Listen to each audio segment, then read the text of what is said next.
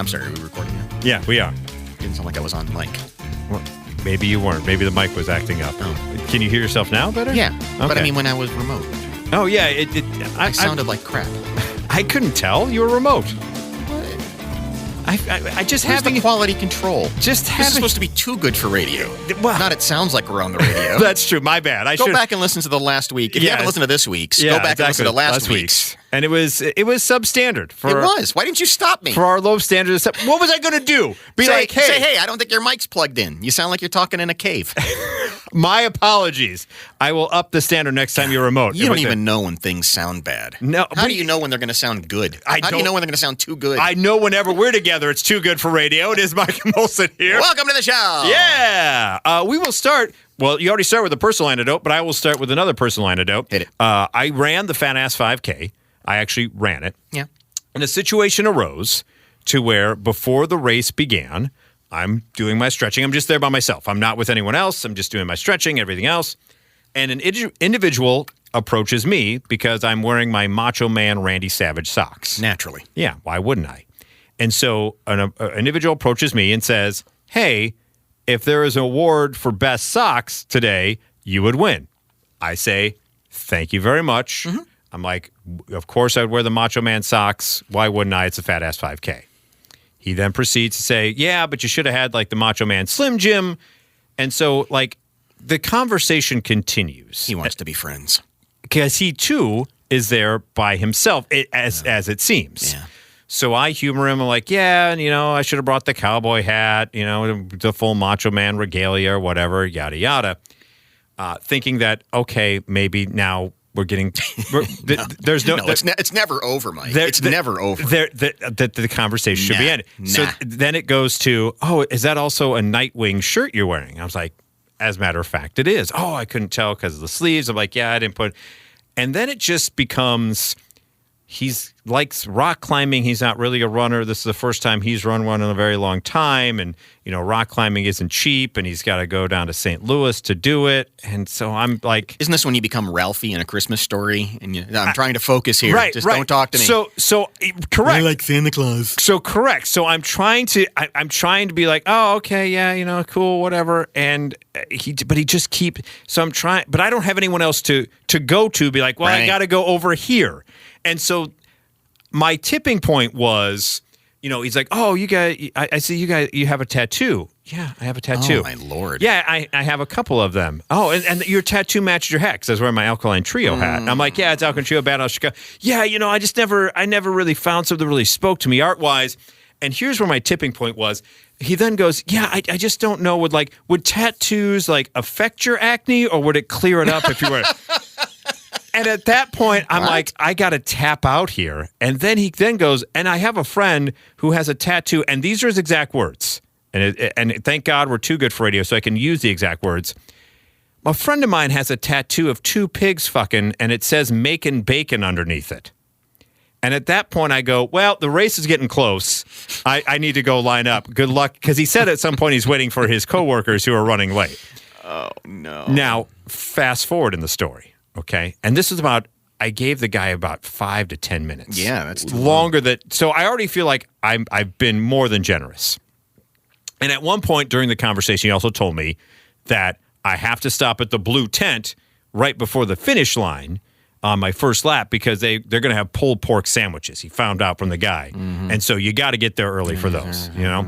So I'm actually running it. I don't stop for the other stuff. I'm actually running it, try to get it in less than a half hour for reasons. I feel like that means I'm in shape. And so as I come around the turn of the first lap, who do I can see sitting there eating his sandwich, walking on the side of the road? That guy. Does he make eye contact with you? No. So here's what I do. Yeah. I make sure that I don't make eye contact.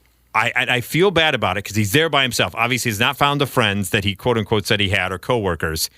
I run farthest away that I can and run faster than I have ever in the history of the Fat Ass 5K so that he does not see me, nor does he have a chance to engage in conversation. Well, am I being an asshole for doing that? Or was I okay? God, no. Okay. I just want to make sure because I felt bad, but at the same token, I'm like, I don't want to end up having to run the rest of this thing with this guy. Yeah, while he's talking. Did you not bring earphones? No, I don't. I don't have the running music. It doesn't matter. Just to have him in, just in case. Just plug them into your pants or something. You don't. Yeah, you just put them in, and that way you can say, "I'm sorry, I got a thing going here." Yeah, I got a thing going on there. I got to get my jams. So I was not in the wrong for blowing by this guy and not engaging in another conversation with him or letting him even see who I am. No, I would have looked past his head and said, "Oh, I think I see my wife. I got to go," and just walked. Okay, all right. So the fact that you gave him 5 or 10 minutes, I'm disappointed in you. Even I knew that when I talked to my wife afterwards when she asked how it went, and I told the story. She was like, Johnny would be disappointed because you gave him too much time. Yeah, and just to demonstrate how this podcast is too good for radio. If I'm not mistaken, earlier when we were actually on the radio, you didn't want to tell this story because you didn't want to bum the guy out. Right. In case he was listening. Do I remember that correctly? Yeah. In case he was listening, I didn't want to bum him out. Why would that be a? Because I didn't want him to say, I opened up to somebody and now he's using... No, he needs to learn a lesson. That's very true. That's true. I probably should have used it on the actual radio. Absolutely. Well, yeah. Because more people would hear it. Yeah, well, more people probably hear this than they hear on our actual radio. But yeah, no, I felt bad about it, but I wanted to make sure... Don't feel bad about it. Okay. I want to make sure that I didn't feel bad really, you should have pulled the ripcord a lot sooner. I did. I felt like I went on way too long in the interim to begin with. Yeah. And I said... But when I saw him again, I go, I already gave him the 5 to 10 minutes. Yeah. No, that's that justifies making up a language that you don't speak. Okay. You just pointed, you go, I think I probably should have got out when I'm a rock climber and I got to go down to St. Louis to climb the rocks. Yeah. That's when I should have ejected. I gave him way too much, and then the back knee stuff probably should have been my eject button. Good gravy, man. Yeah. You think he was hitting on you? I don't know. You know what? I don't know. I'm not quite sure. But I never saw him with anyone else, and I will say, thanks to him, I think I finished under a half hour running because I ran so damn fast when it came to trying to get away from him that I was able to get out of there so quickly. I'd like to introduce you to Martin Neumeyer. Okay, what did Martin Neumeyer do? He's a German politician and has gone viral for filming himself licking public toilets in a train station. What are you doing, man? The Free Democratic Party from the district of Allstab was seen putting his face inside the toilet and also licking toiletries, including a brush, according to Times Now. Welcome to This Week in New Kinks here on the Mike and Melissa Too Good for Radio podcast, brought to you by Nugenics. He also shared disturbing and explicit videos of him doing sexual acts online. He was seen singing... Does that surprise you if a guy's going around licking toilets? I guess not. He was seen singing the Nazi-era German national anthem. No. And more videos have now surfaced of him on social media going viral. His act of licking the metal fittings of a urinal and a seated toilet received disgust by several users on social sites. Several. How about every? The one person who likes that picture, you immediately go and throw him in the slammer. Yeah. No. Yeah, exactly. Yeah.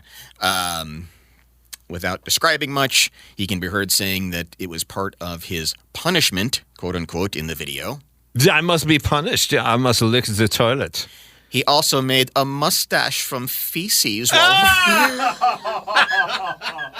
I must do the dirty Sanchez to myself before licking the toilet. This is my punishment. Yeah, my punishment is the... While role-playing Adolf Hitler in his footage, several censored versions. Yeah, I do not have a mustache to be the Hitler, so I must take the little bit of the poopies. The little bit of poopies, right? The little poopy stash. Yes, make a little push broom mustache on my nose. Right with here. Oh, it's a little corny. What did you eat last night? Gross! With a population of 70,000 estimated to vote, Neumeyer is the FDP's candidate for the upcoming local elections. Good luck winning that. We will keep you on top of further... God. As the votes continue to come in, we'll let you know. There's no coming back from that, right? I don't think so. You can't be the poo mustache Nazi anthem singing toilet licking candidate. No. That's not a thing. Although, Germans do have their weird kinks. And you've got your people out there who say, well, I don't agree with that stuff. But the other stuff that he does, Right, exactly. I've got to cast my vote. I love his policy. Better than the alternative. Right, exactly. The Hitler poo stash, I can look past that because he's fiscally responsible on things. Ridiculous. Up next in This Week in New Kinks, we'll go to Italy, where a clip has surfaced of a individual who shoves a gas pump nozzle up the old back end and then takes care of his front end, as it were. Okay. All at the same time. He's got it going up there and coming out the other way there. He's basically standing there and going to town, and someone decided they would film it. He very slowly takes the nozzle out of his backside, removes his other hand from his genitals and starts pulling up his pants before the 12-second clip cuts off. So he going to town, and then someone catches him. He's like, oh, maybe I should not be doing this. Hey, this is private over here. Yeah. Don't look at me. They said it's not clear. Jeez. It's not follow you around while you're doing weird sex stuff. It's not clear where exactly the video was filmed, but a bit of sleuthing from the Daily Star has narrowed it down to the country of Italy, as there are signs around the petrol station in Italian. So that's what they did. They saw the clip and said, where is this happening? We must find out. We've also translated the guy shouting at him, who was heard saying, unbelievable, what are you doing? You know who I feel bad for is the owner of the gas station who's now been doxxed. Yes. Yeah. Because now you're going to go to the gas station and say, I can't fill up here. I might get the butt nozzle. Butt Nozzle. That's a great punk band, by the way. Do you remember Butt Nozzle? Butt Nozzle. They also found out what would happen should you wish to have a gasoline enema, with an expert of cure stating that it would be extremely painful. They called an expert in. And they would probably end up dead without immediate medical assistance. Hey, I'm sorry. I don't know if it was being turned on. We don't know if it was engaged. I'm not quite sure if he was turned on, obviously, but we don't know if the nozzle was. Yeah. Gas is really expensive in Italy too. That's a waste. By the way, it was viewed, the clip, 4.3 million times. Well, because we're people. One user wrote, look, if somebody tells you there's a clip out there of a guy with a nozzle up his ass in his butt, and he's also going to town on himself, whipping up a batch of thunder, don't you go, I got to kind of see what this is all about. Yeah. Somebody wrote, what the F have I just seen? Yeah. And in broad daylight, too? Just hope he doesn't light his farts. I saw the clip go by on Reddit one day last week, and it is kind of funny. Not what he's doing, but when he realizes he got caught. What did he expect would happen? It really is this kind of like this slow, sheepish, oh, I'm sorry. I didn't mean to ruin your day with my butt nozzle and my... I didn't know anyone was watching. First of all, number one, you shouldn't be putting that up there. But two, you're in public. Why would you think the other thing is okay? Well, I don't know. I'm not a doctor, so I don't know for sure that you shouldn't be putting it up there. I mean, it's a safe guess. We're not going to judge that part of it, but we all can agree the other part of it should not be happening in broad daylight out in public. He was masturbating in plain sight of everybody, right? While filling up. Just what? When does just regular it? Yeah. Go to where you have to be the Hitler poo stash toilet licking guy or the up the butt. Well, gosh, yeah. I mean, and whacking it at the gas station guy. Or how cranked up do you have to be? I mean, how horny do you have to be where you go, I've got to do this and I've got to do it right now and I've got to do it at this gas station in front of everybody. I'm sorry, I just have to get this out of my system. God, I can't wait. God, people can't wait to get home. I got to do it now. I got to pull over. I got to do this. Yeah. I need the feeling of that up there. My apologies. Yeah. Yikes. And did he put it in the right way? Or I didn't see the video. Is it the correct way, or did he have to put it in upside down to get it to go like the pump? Well, did it have to go? Luckily the video is from a distance. Okay, thank God. So there's not a lot of detail. Thank God. Here's a story about a woman who had problems with things that come out of there. Okay. This particular woman, Danielle Kopke, suffered from irritable bowel syndrome symptoms such as indigestion, stabbing pains from trapped gas, and severe constipation during her college years. She took to fecal microbiota, or DIY poop transplants, as a measure of last resorts. She had taken 6 courses of antibiotics a year for 5 years on doctor's prescriptions, but to no avail. Her symptoms reportedly forced her to increasingly cut foods out of her diet, She slimmed down and lost more than 15 pounds. She couldn't gain weight. So she began taking fecal transplant pills made from her brother's stool. And we've seen articles about this very unusual science. There appears to be something to it. Yes. They're not sure what. Yeah. But that you can apparently, because of the gut biomes and all the things that happen in your internal parts there, that if you start to introduce different stuff that you might cure via pills. By the way, that would be the most difficult. Via pills, yes. That would be the most difficult pill I've ever taken. Knowing, obviously, it's sanitary. Obviously, they're doing the best. But to know that, hey, here's my brother's poop crushed down into pill form to help me with my poop. It just that would be the most difficult. You got to do that with like a shot of whiskey, right? It's got to be. It's got to do it like you would be feeding a dog a pill. Like just someone puts it in peanut butter, right. And you go over there and you're like, I'm not quite you're sure not where. Sure when you got it. I'm not quite sure when I got it. I just know that I got the pill. Exactly. Well, here's what happened. Things started working. Right. She slowly regained weight and resumed bowel movements naturally for the first time in 3 years. However, she developed acne like her brother, who has a history of developing hormonal acne. You take the good, you take the bad. You take them both, and there you have your poop pills. The facts of poop. The facts of poop. So then she's like, you know what? I can't stand the acne. Right. I'm glad I'm pooping okay, but I need to switch this up. So I'm going to take the fecal pills from my boyfriend instead of my brother to try to get rid of the acne. Her acne disappeared, lo and behold. But however, she developed depression, which her boyfriend was known to experience. So she went from regular crapping, but with acne, and going, I don't want any of this. Let's switch out the user to now I got some depression from my boyfriend's poop pills. Well, I'm starting to think these poop pills are pretty powerful. Pretty powerful poop pills. Yeah. And she'll like it too. That's right. Forget about Nugenics. That's our new sponsor. The pretty powerful poop pills. Her depression ceased when she switched back donors to her brother. So she found, you know what? The depression is harder to deal with than the acne. I can find ways to go about the acne. So now she's pooping regularly with the pretty powerful poop pills, but now she's also having to get a new skincare regimen because of the acne brought about by the poop pills. Wowie, wow. Yeah, they say the gut microbiome comprises trillions of microorganisms that feed off the food in the gut. However, their nature is also shaped by the kind of food people eat, which explains partly while certain adverse reactions result from switching the foods and everything else. So she's back to being able to poop and eat things, but she's got the acne, which she got from her brother's powerful poop pills. Take care when you are messing with the gut. Yes, exactly. And boy, some people are really having their gut messed with. Surprisingly, I know this is going to shock everyone to find out that a bunch of passengers on a cruise ship are disgustingly ill. Oh, really? That never happens on cruise ships. This is why I don't want to go on a cruise ship. I have a friend who for the past almost month has been on a cruise ship, back and forth on different ones. And what's interesting about that is, yes, it's a reason I don't want to go on a cruise ship, but it's not the top reason.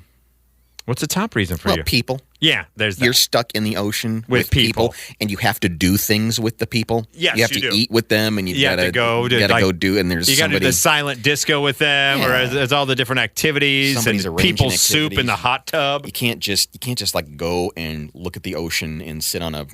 No, because someone's going to come up to you. Hey, what's going on? You like the cruise? First time cruising? You're obligated to do stuff. Yeah, and that's really top of the list. And then number 4 or 5 on the list is this. There's buffets, so that's number 2. You got there's everybody else, and so inevitably because of all this, these tight quarters, and you have to interact with other people.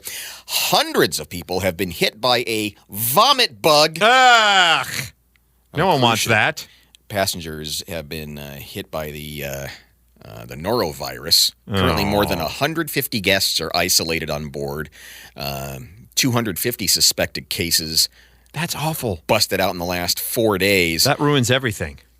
With guests allegedly throwing up in public places around the ship. Oh. Not the drunk ones either, just people. So it hits you so hard that you don't even have an opportunity to go anywhere. Well, you can't even stick your head over the edge. Like they do in cartoons. And make it like chum for the sharks. The 14-day voyage. Oh, God. Turned into a nightmare. Yeah, it has. By the way, who's going for 14 days? I think 5 is probably your max, right? Some guests have left the ship to fly home, one eyewitness said. The ship has been on level 3 lockdown for the last month, and it's only getting worse. No! There are currently at least 150 guests on board and 250. These poor people. Yeah, it's a terrible situation, but management has said they need to keep making money, so they're willing to put guests' health at risk to sell cruises. I've been thinking about going on one because my friend in particular and some other friends say it's great. But then I hear stories like this and I go, I don't know. I'm not quite sure. So yeah, what was supposed to be a 2-week cruise has now turned into a 5 to 6 week ordeal with people who have they think it's a serious outbreak. We don't know where it came from. I know where it came from. Yeah, you're gross. Came from the idea of having a cruise. It came from the fact that the toilet liquor guy is on that cruise with his Hitler poo stash. This is the most sick we've had, and the company has asked people in a. What company? Not to disparage them. It says P&O Cruises. I don't know what that is. Okay, that's an off-brand. Don't go with those. Yeah, it's not the Kathy Lee Gifford one from back in the day. Right. Ventura is the name. Okay. It's a terrible situation. The ship has 3,000 some passengers, and they're saying this is a very serious outbreak. Passengers were allegedly handed $15 each to leave the ship while it was cleaned. Here, go get yourself a pork sandwich or something to settle your stomach. $15? That's it for all the misery? Here, go get a value meal. Enjoy. 2-week cruise to the Canary Islands starts at about $1,200, and yikes! So they're still. Here's your $15 having to deal with all that. Oh my God! Moving on to the Too Good for Radio podcast.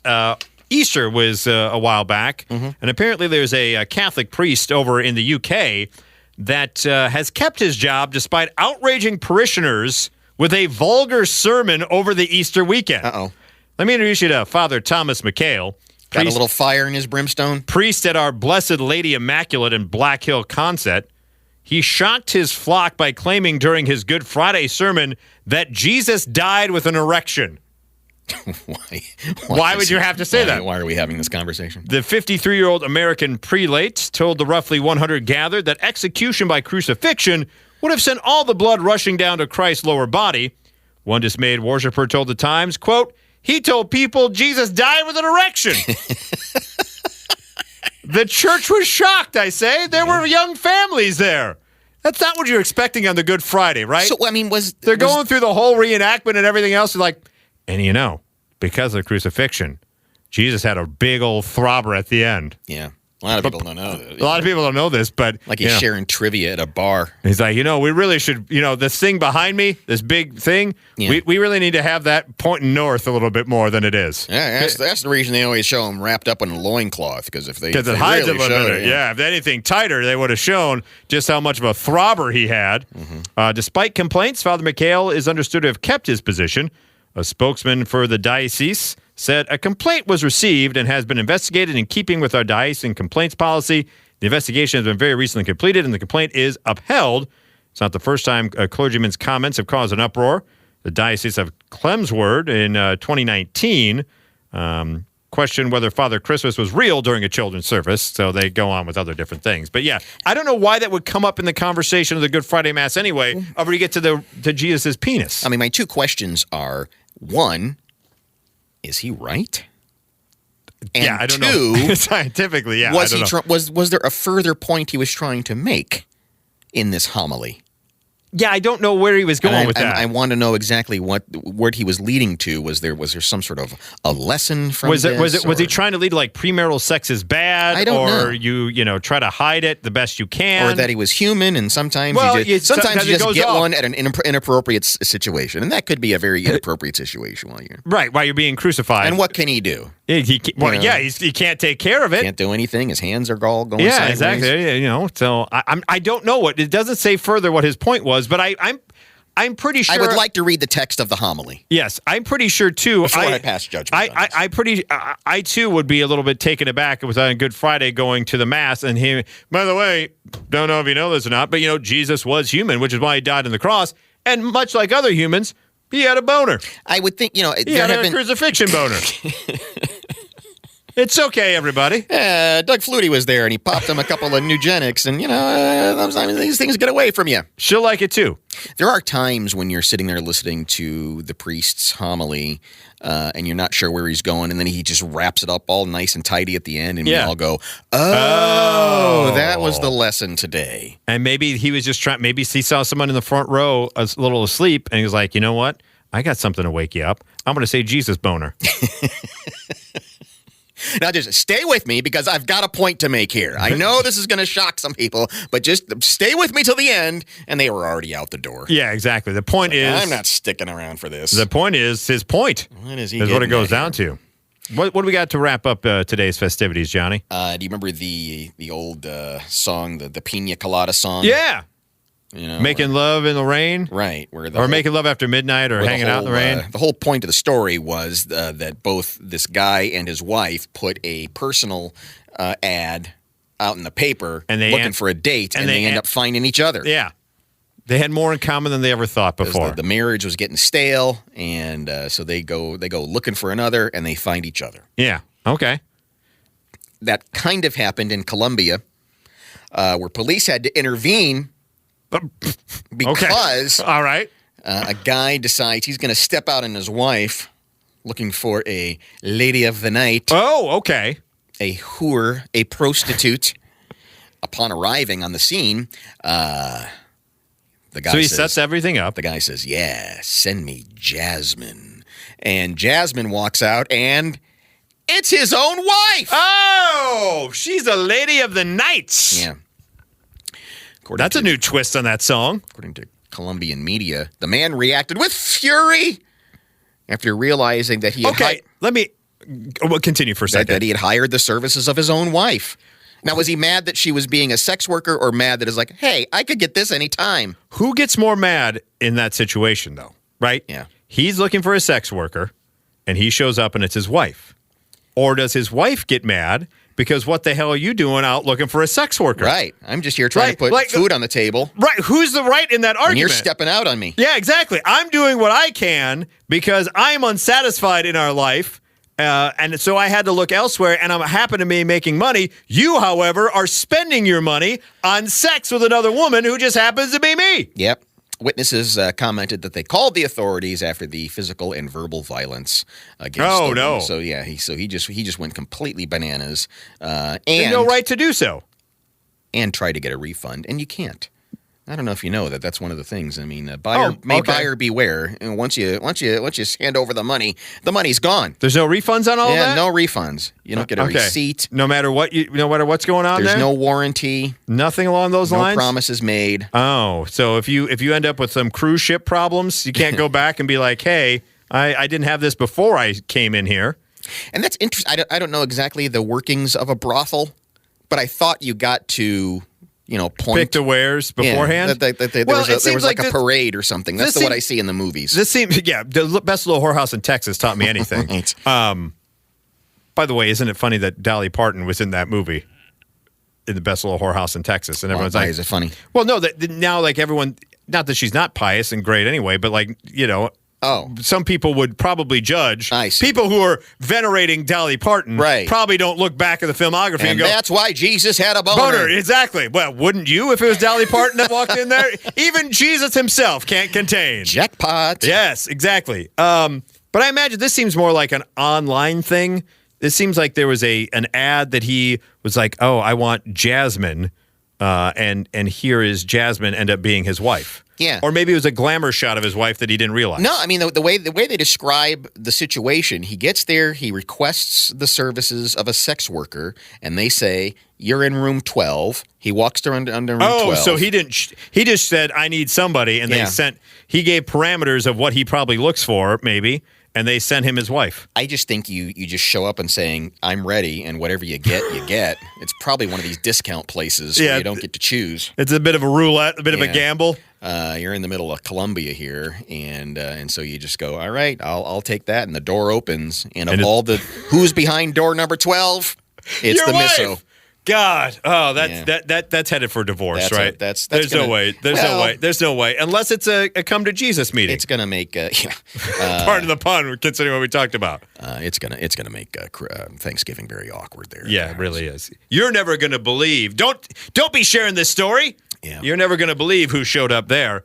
And by the way, we'd like to thank everyone for this particular meal. Thank you to Jesus and his boner on the cross. For without that, we wouldn't have this bountiful harvest. And what was it? The particularly potent poo pills? What was that? The powerful poo pills. Yeah, I've already particularly powerful poo pills.